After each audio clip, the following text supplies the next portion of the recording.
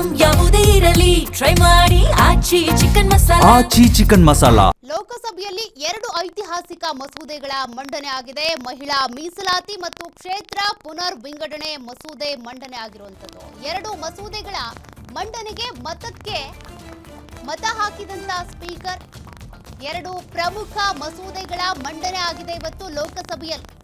ಒಂದು ಮಹಿಳಾ ಮೀಸಲಾತಿ, ಇನ್ನೊಂದು ಲೋಕಸಭಾ ಕ್ಷೇತ್ರಗಳ ವಿಂಗಡಣೆ.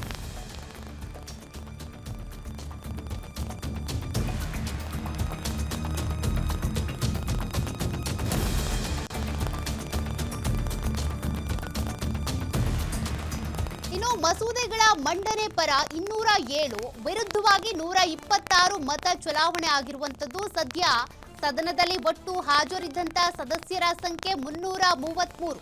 ಲೋಕಸಭಾ ಕಲಾಪಕ್ಕೆ 86 ಶಾಸಕರು ಗೈರಾಗಿದ್ರು. ಅರ್ಧಕ್ಕಿಂತ ಹೆಚ್ಚು ಸದಸ್ಯರ ಬೆಂಬಲ ಪಡೆದಿದೆ ಸರ್ಕಾರ. ಮಸೂದೆ ಮಂಡನೆ ಪರ ನಿಂತಹ ಅರ್ಧಕ್ಕೂ ಹೆಚ್ಚು ಸದಸ್ಯರು. ಹೀಗಾಗಿ ಈಗ ಮಸೂದೆಗೆ ಗ್ರೀನ್ ಸಿಗ್ನಲ್ ಸಿಕ್ಕಿದೆ. 12 ಗಂಟೆಗಳ ಚರ್ಚೆ ಬಯಸಿದಂತ ಕೇಂದ್ರ ಸರ್ಕಾರ ನಾಳೆ ಸಂಜೆ 4 ಗಂಟೆಗೆ ಮಸೂದೆಗಳ ಮೇಲೆ ಮತದಾನ ನಡೆಯಲಿದೆ. ಇಂದು ಕೂಡ ರಾತ್ರಿಯವರೆಗೂ ಮಸೂದೆ ಮೇಲೆ ಚರ್ಚೆ ಆಗುವಂತ ಸಾಧ್ಯತೆ ಇದೆ. ಮಸೂದೆ ಸಂಬಂಧ ಮಧ್ಯಾಹ್ನ 3 ಗಂಟೆಗೆ ಪ್ರಧಾನಿ ನರೇಂದ್ರ ಮೋದಿ ಅವರು ಭಾಷಣ ಮಾಡಲಿದ್ದಾರೆ. ಈ 2 ಮಸೂದೆಗಳ ಬಗ್ಗೆ ಸಾಕಷ್ಟು ಪರ ವಿರೋಧ ಚರ್ಚೆ ಆಗ್ತಾ ಇದೆ. ಇದರ ಬೆನ್ನಲ್ಲೇ ಈಗ ಅಲ್ಲಿ ಮತ ಚಲಾವಣೆ ಕೂಡ ನಡೆದಿದೆ. ಪ್ರಧಾನಿ ನರೇಂದ್ರ ಮೋದಿ ಅವರು 3 ಗಂಟೆಗೆ ಈ ಕುರಿತಂತೆಯೇ ಭಾಷಣವನ್ನು ಕೂಡ ಮಾಡಲಿದ್ದಾರೆ. ಹಾಗಾದ್ರೆ ಇದರಿಂದ ಲಾಭ ಯಾರಿಗೆ, ನಷ್ಟ ಯಾರಿಗೆ? ಇಲ್ಲಿ ಉತ್ತರ ದಕ್ಷಿಣ ಅಂತ ಬಂದಾಗ ಯಾವ ಕಡೆ ಕ್ಷೇತ್ರಗಳ ಹಂಚಿಕೆ ಜಾಸ್ತಿ ಆಗುತ್ತೆ? ಇದರಿಂದ ಬಿಜೆಪಿಗೆ ಲಾಭನ, ಕಾಂಗ್ರೆಸ್ಸಿಗೆ ಲಾಭನ? ಸಾಕಷ್ಟು ಚರ್ಚೆಗಳು ಇದ್ದೇ ಇದೆ. ಅದರ ಬೆನ್ನಲ್ಲೇ ಈಗ 2 ಮಸೂದೆಗಳ ಮಂಡನೆ ಆಗಿದೆ. Proposal that the Modi government has brought for delimitation of seats in the country, the south of India and the smaller states of India that have controlled our population, we could not have got a better deal than this. This is the ವಿಂಗಡಣೆ ಮಸೂದೆಗೆ ಕಾಂಗ್ರೆಸ್ ವಿರೋಧವನ್ನ ವ್ಯಕ್ತಪಡಿಸಿದೆ. ಸಂವಿಧಾನ hijack ಮಾಡಲಾಗಿದೆ ಅಂತ KC Venugopal ಅವರು ಗರಂ ಆಗಿದ್ದಾರೆ. ಅಸ್ಸಾಂ, ಕಾಶ್ಮೀರದಂತ ಪರಿಸ್ಥಿತಿ ಇಲ್ಲಿ ನಿರ್ಮಾಣ ಆಗುತ್ತೆ. ಕಾಂಗ್ರೆಸ್ ಸಂಸದ ವೇಣುಗೋಪಾಲ್ ತೀವ್ರ ಆಕ್ಷೇಪವನ್ನು ವ್ಯಕ್ತಪಡಿಸಿದ್ದಾರೆ. ಜನಗಣತಿ ಆಧಾರದ ಮೇಲೆ ಕ್ಷೇತ್ರ ಪುನರ್ ವಿಂಗಡಣೆ ಹೊರತು ಧರ್ಮದ ಆಧಾರದ ಮೇಲೆ ಕ್ಷೇತ್ರ ವಿಂಗಡಣೆ ಅಲ್ಲ. ಲೋಕಸಭೆಯಲ್ಲಿ ಗೃಹ ಸಚಿವ ಅಮಿತ್ ಶಾ ಇದಕ್ಕೆ ಸ್ಪಷ್ಟನೆ ಕೊಟ್ಟಿರುವಂತದ್ದು. ಹೆಚ್ಚು ಜನಸಂಖ್ಯೆ ಇರುವ ಪ್ರದೇಶಕ್ಕೇನೆ ಹೆಚ್ಚು ಅವಕಾಶ ಕೊಡ್ತೀವಿ. ಲೋಕಸಭೆಯಲ್ಲಿ ಅಜಾದುದ್ದೀನ್ ಓವೈಸಿ ಕೂಡ ಹೇಳಿಕೆ ಕೊಟ್ಟಿದ್ದಾರೆ. ಈಗಾಗಲೇ ಹೇಳ್ದಂಗೆ ಅಲ್ಲಿ ಸಾಕಷ್ಟು ಚರ್ಚೆಗಳಾಗ್ತಾ ಇತ್ತು, ಸಾಕಷ್ಟು ವಿರೋಧ ವ್ಯಕ್ತವಾಗ್ತಾ ಇತ್ತು. ಅದೇ ರೀತಿ ಕೆಸಿ ವೇಣುಗೋಪಾಲ್ ಅವರು ಕೂಡ ಇಲ್ಲಿ ವಿರೋಧ ವ್ಯಕ್ತಪಡಿಸಿದ್ರು, ಸಹಜವಾಗಿದೆ. ಬಟ್ ಅದಕ್ಕೆ ಕ್ಲಾರಿಟಿ ಕೊಡುವಂತಹ ಪ್ರಯತ್ನವನ್ನ ಅಮಿತ್ ಶಾ ಮಾಡಿದ್ದಾರೆ. ಜೊತೆಗೆ ಅಜಾದುದ್ದೀನ್ ಓವೈಸಿ ಅವರು ಕೂಡ ಇದಕ್ಕೆ ಸಂಬಂಧಪಟ್ಟಂತೆ ಮಾತನಾಡಿದ್ದಾರೆ.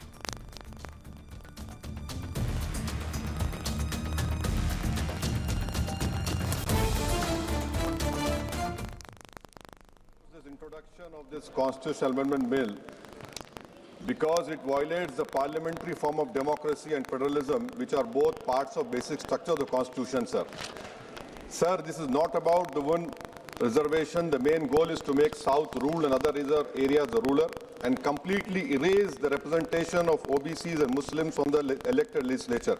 I oppose this introduction of this constitutional amendment bill because it violates the parliamentary form of item number 9 Shri Arjun Ram Meghwal. धन्यवाद अध्यक्ष महोदय। मैं आपकी अनुमति से ये प्रस्ताव करता हूं कि परिसीमन विधेयक 2026 को पूर्व स्थापित करने की अनुमति दी जाए। धन्यवाद। श्री केसी वेणुगोपाल जी। Sir, as per the rules of procedure 72, I raise here to object the bill introduced by Mr. Meghwal ji and Mr. ji. Sir, this actually is a fundamental bill is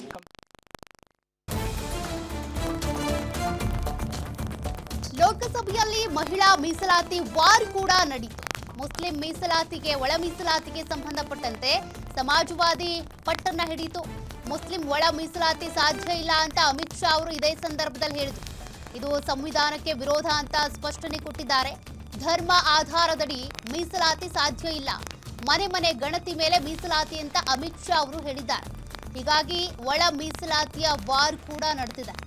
ಒಳ ಮೀಸಲಾತಿ ಕಲ್ಪಿಸಿ ಕೊಡಬೇಕು ಅಂತ ಸಮಾಜವಾದಿ ಪಕ್ಷ ಪಟ್ಟನ್ನ ಹಿಡಿದ್ರೆ ಮತ್ತೊಂದ್ ಕಡೆ ಅಮಿತ್ ಶಾ ಅವರು ಅದು ಸಾಧ್ಯ ಇಲ್ಲ, ಅದು ಸಂವಿಧಾನದ ವಿರೋಧಿ ಆಗುತ್ತೆ ಅಂತೇಳಿ ಸ್ಪಷ್ಟನೆ ಕೊಡುವಂತ ಪ್ರಯತ್ನವನ್ನ ಮಾಡಿದ್ದಾರೆ. ಮನೆ ಮನೆ ಗಣತಿಯ ಆಧಾರದ ಮೇಲೆನೆ ಮೀಸಲಾತಿ ಕೊಡಲಾಗುತ್ತೆ, ಧರ್ಮಗಳ ಆಧಾರದ ಮೇಲೆ ಮೀಸಲಾತಿ ಕೊಡಲ್ಲ ಅಂತ ಅಮಿತ್ ಶಾ ಹೇಳಿದ್ದಾರೆ. आइटम नंबर 8 श्री अमित शाह जी। महोदय, मैं प्रस्ताव करता हूं कि संघ राज्य क्षेत्र विधि संशोधन विधेयक 2026 को पुनर्स्थापित करने की अनुमति दी जाए। आइटम नंबर 8 श्री अमित शाह जी। महोदय, मैं प्रस्ताव करता हूं कि संघ राज्य क्षेत्र विधि संशोधन विधेयक 2026 को पुनर्स्थापित करने की अनुमति दी जाए। Item number 8 Shri Amit Shah ji. The country in 2026 today is 140 crores. There are assembly constituencies and parliamentary constituencies. Again, I want to take the reference made by learned colleague Gaurav Gogoi ji in his speech. There are certain assembly constituencies. ಒಳ ಮೀಸಲಾತಿ, ಮತ್ತೊಂದು ಕಡೆಗೆ ಮಹಿಳಾ ಮೀಸಲಾತಿ, ಮತ್ತೊಂದು bill ಮಂಡನೆಗೆ ಸಂಬಂಧಪಟ್ಟಂತೆ ಈಗಾಗಲೇ ಚರ್ಚೆ ಆಗಿದೆ. ಏನ್ ಡೀಟೇಲ್ಸ್ ಸಿಗ್ತಾ ಇದೆ? ಇದೆಲ್ಲವೂ ಕೂಡ ಗ್ರೀನ್ ಸಿಗ್ನಲ್ ಸಿಗ್ಬೋದಾ?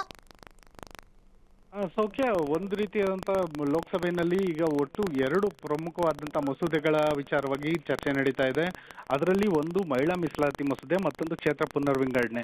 ಈ 2 ಮಸೂದೆಗಳ ಕುರಿತ ಚರ್ಚೆಗೆ ಈಗ ಲೋಕಸಭೆಯಲ್ಲಿ ವೋಟಿಂಗ್ ಆಗಿದೆ. ಆ ವೋಟಿಂಗ್ ಅಲ್ಲಿ ಅನುಮತಿಯನ್ನು ಕೊಡಲಾಗಿದೆ 2 ಮಸೂದೆಗಳ ಮಂಡನೆಗೆ.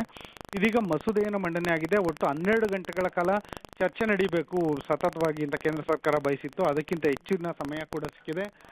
ರಾತ್ರಿಯವರೆಗೂ ದೊಡ್ಡ ಮಟ್ಟದ ಚರ್ಚೆ ನಡೆಯೋದಕ್ಕೆ ಅನುಮತಿ ಸಿಕ್ಕಿದೆ. ಆದರೆ ಈ ಮಸೂದೆಗೆ ನಾಳೆ ಸಂಜೆ 4 ಗಂಟೆಗೆ ವೋಟಿಂಗ್ ನಡೆಯೋ ಸಾಧ್ಯತೆ ಇದೆ. ಇವತ್ತು ಮಧ್ಯಾಹ್ನ 3 ಗಂಟೆ ಪ್ರಧಾನಿ ಮೋದಿ ಅವರು ಕೂಡ ಈ ಮಸೂದೆ ಕುರಿತಾಗಿ ಮಾತನಾಡಲಿದ್ದಾರೆ ಲೋಕಸಭೆಯಲ್ಲಿ. ಅಂತಿಮವಾಗಿ ನಾಳೆ ಸಂಜೆ 4 ಗಂಟೆಗೆ ಇದ್ರೆ ವೋಟಿಂಗ್ ನಡೆಯಲಿದೆ. ಆದರೆ ಇಲ್ಲಿ ಪ್ರಮುಖವಾಗಿ ಹೇಳೋದಂದ್ರೆ ಮಹಿಳಾ ಮೀಸಲಾತಿ ಮಸೂದೆ ಜೊತೆಗೆ ಮುಸ್ಲಿಂ ಒಳ ಮೀಸಲಾತಿಯನ್ನು ಕೊಡಬೇಕು ಅಂತ ಹೇಳ್ಬಿಟ್ಟು ಕೇಳಲಾದ ಸಂದರ್ಭದಲ್ಲಿ ಈ ಧರ್ಮಾಧಾರಿತವಾಗಿ ಮೀಸಲಾತಿ ಕೊಡೋದು ಸಂವಿಧಾನದ ವಿರುದ್ಧ ಅಂತ ಹೇಳ್ಬಿಟ್ಟು ಸರ್ಕಾರದ ಕಡೆಯಿಂದ ಪ್ರತಿಕ್ರಿಯೆ ಬಂದಿದೆ. ಅಂತಿಮವಾಗಿ ನಾಳೆ ಸಂಜೆ 4 ಗಂಟೆಗೆ ವೋಟಿಂಗ್ ಏನಿದೆ ಅದು ಭಾರಿ ಕುತೂಹಲ ಕೇಳಿಸಿದೆ. ಯಾಕೆಂದ್ರೆ NDA ಬಳಿ ಈ ಅಗತ್ಯ ಬಹುಮತ ಇಲ್ಲ. ಯಾಕೆಂದ್ರೆ ಈ 2/3 ಬಹುಮತ ಈ ಒಂದು ಸಂವಿಧಾನಿಕ ಬದಲಾವಣೆಗೆ ಬೇಕಾಗುತ್ತೆ.